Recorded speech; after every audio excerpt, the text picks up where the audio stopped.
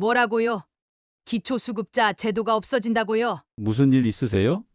저기 사람들이 기초수급자 제도가 없어진다고 하는데, 그럼 나는 어떻게 살아야 하나? 내가 지금 이것 받아서 겨우 살고 있는데. 너무 놀라지 마세요. 저는 이 주민센터 복지사 이정훈이라고 합니다. 기초수급자 제도가 없어지는 것이 아니라 더 좋은 디딤돌 소득이라는 새로운 제도로 바뀔 수 있다는 논의가 있는 거예요. 디딤돌 소득이라고? 그게 뭐예요? 그것도 겨우 애먼 서류만 많고 까다롭기만 한 거 아니에요? 아니에요. 오히려 서류가 더 간단해질 거예요. 서울시에서 이미 시범 사업으로 했던 제도인데 기존의 복잡한 기준과 달리 소득만 보고 부족한 만큼 채워드리는 제도예요. 재산이나 부양 의무자를 따지지 않아요. 정말로? 그럼 내가 가지고 있는 이 작은 집 때문에 또 탈락하는 거 아니요? 그런 걱정 안 하셔도 됩니다.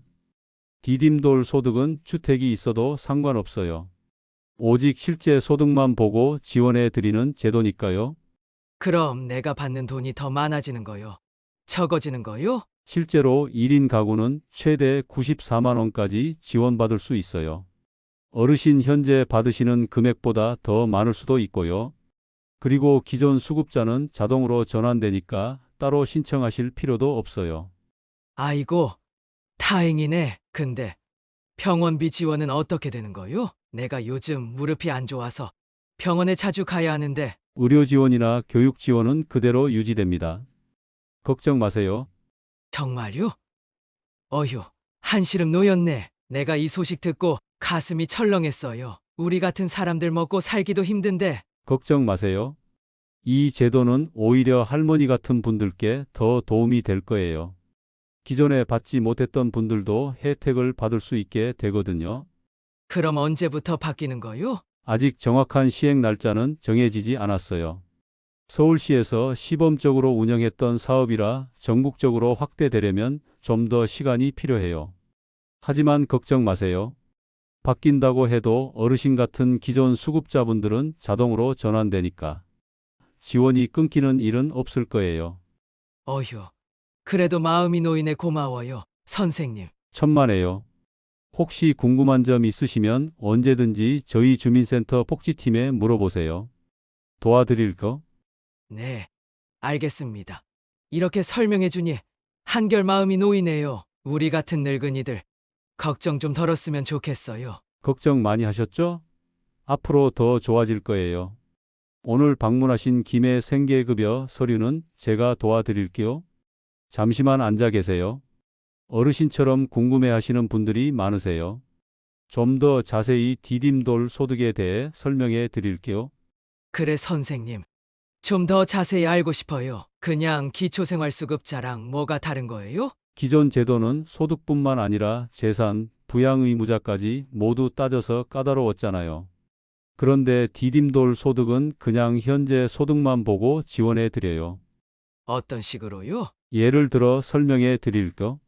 정부가 1인 가구가 최소한 생활하는데 필요한 금액을 100만 원이라고 정했다고 가정해 볼게요.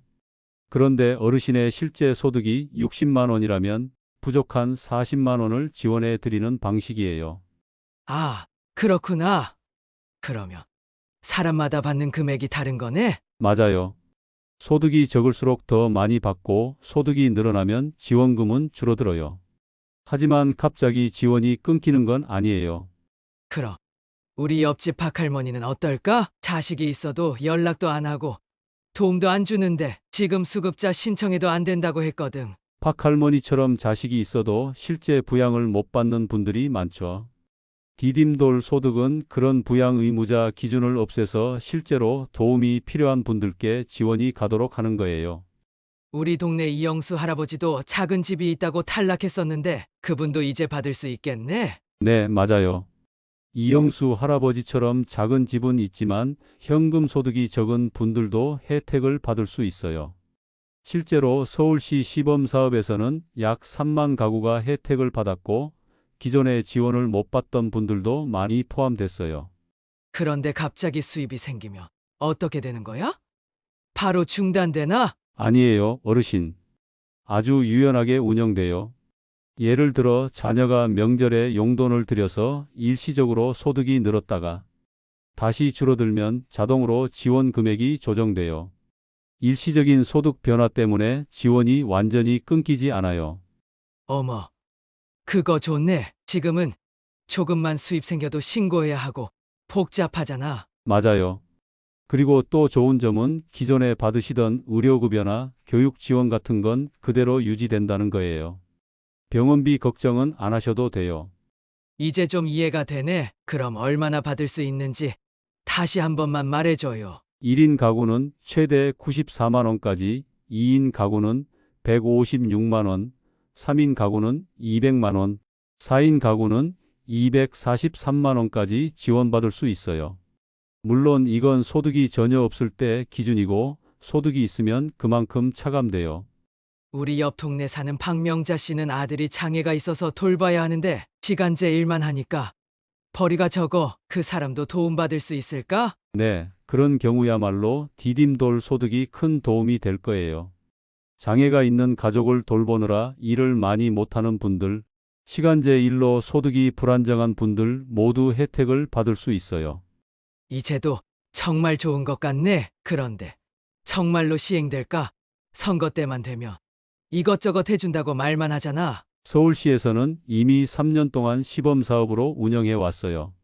그 결과가 좋아서 전국적으로 확대하자는 논의가 진행 중이에요. 물론 정부 예산 문제나 입법 과정 같은 절차가 남아 있지만 실제로 효과가 좋다는 건 이미 입증됐어요. 그런데 이런 좋은 제도가 있었는데 왜 이제 알게 된 거죠? 서울시에서만 시범적으로 운영했고 아직 전국적으로 확대되진 않았거든요.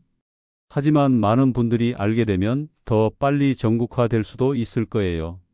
어르신도 주변에 알려주세요. 그래, 내가 경로당 가면 친구들한테 이야기해줘야겠네. 다들 좋아할 거야. 오늘은 많은 분들이 궁금해하시는 디딤돌 소득 제도에 대해 쉽게 설명해 드리려고 합니다. 디딤돌 소득 제도가 시행되면 사람들이 일을 안 하고 그냥 지원금만 받으려고 하지 않을까요? 이런 걱정을 많이 하시는데요. 실제 서울시 시범사업 결과는 정반대였습니다. 디딤돌 소득을 받은 가구의 근로소득이 오히려 31%나 증가했거든요. 왜 그럴까요? 기존 수급자 제도는 일정 소득이 넘으면 수급 자격을 완전히 잃게 되어 일을 더 하기가 부담스러웠습니다. 하지만 디딤돌 소득은 소득이 늘어나도 급격히 지원이 끊기지 않고 점진적으로 줄어들기 때문에 근로의욕이 높아지는 것이죠. 실제로 탈수급 비율도 8.6%로 기존 제도보다 훨씬 높았습니다. 이런 제도를 위한 재정은 어떻게 마련하나요? 물론 예산 문제가 가장 큰 과제입니다. 전국으로 확대하려면 기준에 따라 13조 원에서 36조 원 정도가 필요합니다. 그러나 기존의 복잡한 여러 제도들을 통합하면 행정비용을 줄일 수 있고 더 효율적으로 운영할 수 있습니다. 또한 디딤돌 소득은 단순히 비용만 드는 것이 아니라 시민들의 근로의욕을 높이고 소비를 진작시켜 장기적으로는 경제 활성화에도 도움이 됩니다. 서울시의 시범사업에서도 이미 그 효과가 입증되었습니다. 언제부터 전국적으로 시행되나요? 아직 정확한 시행 일정은 결정되지 않았습니다. 서울시에서는 시범사업을 성공적으로 마치고 정부와 협력해 전국화를 추진하려고 합니다만 여러 정치적 상황과 재정 문제로 시간이 좀 더 필요한 상황입니다. 하지만 효과가 좋기 때문에 다른 지자체에서도 관심을 보이고 있습니다. 과거에도 서울시에서 시작한 여러 복지 정책들 공공임대주택 정책, 청년 일자리 지원 프로그램 등이 나중에 전국으로 확대된 사례가 많았습니다. 신청 절차는 어떻게 되나요? 복잡하진 않을까요? 디딤돌 소득의 또 다른 장점은 바로 간소화된 신청 절차입니다. 소득만 확인하면 되기 때문에 신청 과정이 훨씬 간단해집니다. 특히 기존 수급자는 별도의 신청 없이 자동으로 전환되어 혜택을 계속 받을 수 있습니다. 디지털 소외계층을 위해서는 주민센터나 동사무소에서 신청을 도와드릴 예정이며 거동이 불편하신 분들을 위한 방문 서비스도 제공될 것입니다. 모든 국민이 쉽게 접근할 수 있도록 다양한 채널을 마련하는 것이 중요하기 때문입니다. 세금 부담이 늘어나지 않을까요? 물론 재정적인 부담은 존재합니다. 하지만 장기적으로 보면 이는 복지 사각지대를 해소하고 국민들의 삶의 질을 높이는 투자라고 볼 수 있습니다. 또한 근로의욕을 높여 결국에는 더 많은 세금을 내는 사람들이 늘어날 수도 있습니다. 현재 약 50만 명이 복지 사각지대에 놓여 있다고 추정되는데 이들이 적절한 지원을 받으면 건강하게 사회의 일원으로 생활할 수 있고 이는 결국 사회 전체의 이익으로 돌아올 것입니다. 더 자세한 정보는 서울복지포털 홈페이지에서 확인하실 수 있으며 02-2133-8436 번호로 문의하셔도 됩니다. 각 지역 주민센터에서도 관련 정보를 안내받으실 수 있습니다. 이번에 소개해 드린 디딤돌 소득 제도는 특히 우리 시니어 세대분들께 큰 혜택이 될 것입니다. 평생 대한민국의 발전을 위해 헌신하신 어르신들이 노후에 걱정 없이 편안한 생활을 누리실 수 있도록 하는 것은 우리 사회의 당연한 의무입니다. 디딤돌 소득 제도의 가장 큰 장점은 재산이나 자녀, 유무에 관계없이 실제 소득만을 기준으로 지원한다는 점입니다. 그동안 작은 집 한 채가 있다는 이유로 또는 실제로는 도움을 주지 못하는 자녀가 있다는 이유로 지원에서 제외되셨던 많은 어르신들이 이제 필요한 도움을 받으실 수 있게 됩니다. 또한 의료급여가 유지되어 건강관리에 대한 부담도 덜 수 있습니다. 병원비 걱정 없이 제때 치료를 받을 수 있다면 더 건강한 노후를 보내실 수 있을 것입니다. 어르신들의 행복한 노후를 위한 다양한 정보와 소식을 계속해서 전해드릴 예정입니다. 이 영상이 도움이 되셨다면 구독과 좋아요, 알림 설정을 꼭 눌러주세요. 여러분의 관심과 응원이 더 좋은 콘텐츠를 만드는 원동력이 됩니다. 또한 주변의 어르신들께도 이 정보를 널리 알려주시면 더 많은 분들이 혜택을 받을 수 있습니다. 많은 국민들이 관심을 가질수록 이 좋은 제도가 빨리 전국적으로 확대될 가능성도 높아집니다. 함께 나누고 함께 성장하는 대한민국 항상 응원하겠습니다. 감사합니다.